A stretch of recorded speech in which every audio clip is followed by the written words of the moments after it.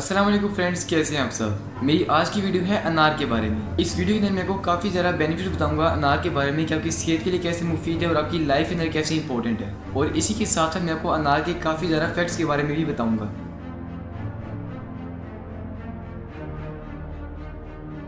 अच्छा, इस वीडियो के अंदर मैं बेसिकली टॉपिक वाइज जाऊंगा। सबसे पहले आपको इंपॉर्टेंट फैक्ट्स बताऊंगा अनार के बारे में, और उसके बाद उसकी हेल्थ से रिलेटेड फैक्ट्स हैं, यानी कि आपकी सेहत के मुताबिक कौन कौन से फैक्ट्स हैं आपको वो सारे बताऊंगा। और इसके बाद उसकी एडिशनल फैक्ट्स हैं, यानी कि एक जनरल नॉलेज के तौर पर इंसान को जो फैक्ट पता होनी चाहिए अनार के बारे में, वो सारे बताऊंगा। सबसे पहले हम स्टार्ट करेंगे इंपॉर्टेंट फैक्ट्स की तरफ से। सबसे पहले मैं आपको ये बता देता हूँ कि जो अनार है इसको कहा जाता है ईरान का फल। वो इसलिए क्योंकि सबसे पहले जिसकी काश्त हुई थी वो ईरान के अंदर हुई थी। अनार की इस पूरी दुनिया के अंदर 750 से भी ज़्यादा किस्में हैं, और इन्हीं किस्मों की वजह से इसके लुक में, इसके साइज में, उसके ज़ायके के अंदर फ़र्क आता रहता है। सबसे ज़्यादा अनार को जिन मुल्कों में काश्त किया जाता है वो मुल्क हैं पाकिस्तान, ईरान, अफगानिस्तान, अजरबैजान और आर्मीनिया। और इसी के साथ साथ अनार को जो यहूदी होते हैं बहुत ही ज़्यादा वैल्यू देते हैं, क्योंकि उनका ये मानना है कि अनार के अंदर 613 दाने होते हैं और 613 अहकामात भी तौरात के अंदर हैं। लिहाजा यहूदियों का जो मज़हब है उसके अंदर अनार की बहुत ही ज़्यादा वैल्यू है। अब चलते हैं अनार के आपकी सेहत के लिए कौन कौन से फायदे हैं। फैक्ट नंबर 1, अनार के अंदर पावर बहुत ही ज़्यादा होती है। पावर से ये मुराद है कि इसके अंदर जो फौलाद होता है और दूसरे कार्बोहाइड्रेट्स होते हैं या सेहत को बहुत ही ज़्यादा फायदा देते हैं। एक रिसर्च के मुताबिक 250 ग्राम अनार के जूस के अंदर 2 गंदम की रोटियों की बराबर ताकत होती है। Fact number 2, work as appetizer. Appetizer का मतलब क्या होता है? एपिटाइजर का मतलब होता है भूख लगाने वाली चीज। और जो अनार होता है इसके अंदर फौलाद और हाइड्रोक्लोराइड बहुत ही ज्यादा होता है। इसका हमें फायदा ये मिलता है कि अगर हम खाने से पहले अनार को खा लें तो फिर हमें भूख बहुत ही ज्यादा लगेगी। और स्पेशली जो कमजोर लोग होते हैं जिनको भूख नहीं लगती है, तो अगर वो अनार को खाने से पहले खाएं तो उनको बहुत ही ज्यादा फायदा मिलेगा। फैक्ट नंबर 3, प्रोड्यूसेस मोर ब्लड। अगर आप अनार खाते हैं तो फिर आपके जिस्म के अंदर जो खून होगा वो नया पैदा होगा, जो पुराना खून होगा वो आहिस्ते आहिस्ते साफ होता जाएगा। और इसके खून साफ करने वाली बात बड़ी अच्छी है, क्योंकि आजकल बीमारी होती है लोगों के अंदर, उसको कहा जाता है कि इसके खून के अंदर हिद्दत है। हिद्दत से ये मुराद होता है कि जैसे उनको थोड़ी सी गर्मी लगती है तो फिर उनके जिस्म के ऊपर खारिश होना शुरू हो जाती है। लिहाजा वो लोग जिनका खून अनप्यूरीफाइड है, अगर वो अनार को खाते हैं तो फिर उनका खून होगा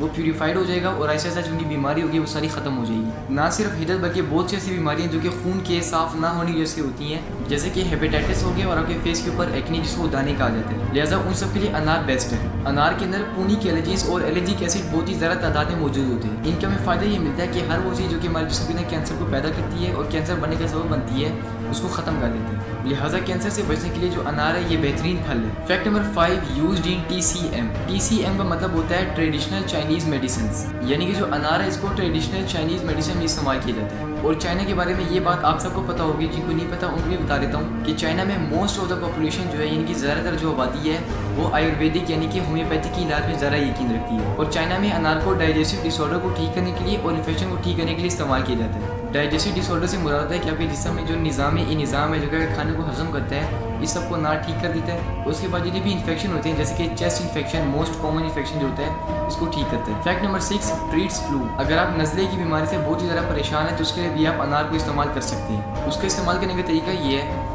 कि जो मीठा अनार होता है इसको अगर आप खा लें तो फिर आपको नज़ला होगा वो फ़ौरन से ठीक हो जाएगा। ख्याल रखना कि जो अनार है वो मीठा हो। यहाँ पर जितने भी हेल्थ बेनिफिट होते हैं वो सारे मुकम्मल होते हैं। अब चलते हैं एडिशनल बेनिफिट की तरफ, यानी कि वो बेनिफिट जिनका हर इंसान को एज ए जनरल नॉलेज पता होना चाहिए। एडिशनल फैक्ट में सबसे पहला फैक्ट ये है कि अनार को सुपर फूड कहा जाता है। सुपर फूड कहने की वजह ये है कि जो अनार होता है इसके अंदर जो एंटीऑक्सीडेंट होते हैं और जो न्यूट्रिएंट्स होते हैं, जैसे कि कैल्शियम, फास्फोरस, विटामिन C और विटामिन K, ये सारे बहुत ही ज़्यादा तादाद में मौजूद होते हैं। और इन तमाम न्यूट्रिएंट्स की बिना पर इसको सुपर फूड कहा जाता है। फैक्ट नंबर 2 ये है कि ग्रीक यानी कि यूनान में जब भी कोई शादी होती है तो शादी को खुशकिस्मत बनाने के लिए अनार को ज़मीन पर फोड़ा जाता है। उनका ये अकीदा है कि अनार को ज़मीन पर फोड़ने से जितनी भी खुशियाँ होती हैं वो सारी उनकी ज़िंदगी में आ जाती हैं। फैक्ट नंबर 3 ये है कि जो इजिप्शियंस थे यानी कि कदीम मिस्री, उनका जब भी कोई प्यारा मर जाता था तो उसको दफनाते वक्त उसके साथ अनार को भी दफनाया जाता था। उनका कीदा ये था कि जो अनार होते हैं इसमें बेनिफिट सेहत के लिए बहुत ही ज़्यादा होती हैं, तो जब ये दोबारा जिंदा होगा तो उसके जितने भी बेनिफिट्स होंगे जो सेहत के मुतालिक हैं वो सारे इसके अंदर आ जाएंगे। और सबसे लास्ट फैक्ट अनार के बारे में है वो ये है कि मगरबी एशिया के अंदर एक मुल्क है जिसका नाम है अजरबैजान। उसके अंदर हर साल अक्टूबर के महीने में अनार का एक फेस्टिवल किया जाता है। उस फेस्टिवल के अंदर ये होता है कि जितनी भी डिशेस होती हैं वो सारी अनार से बनाई जाती है, यानी कि जितनी भी मशरूबात होते हैं, जितनी भी खाने पीने की चीज़ें होती हैं और हर वो चीज़ जो खाया जाता है वो सब कुछ अनार से बनाया जाता है। इन तमाम फैक्ट से हमें ये पता लगता है कि जो अनार है ये ना सिर्फ मेडिकली लोगों के साथ अटैच है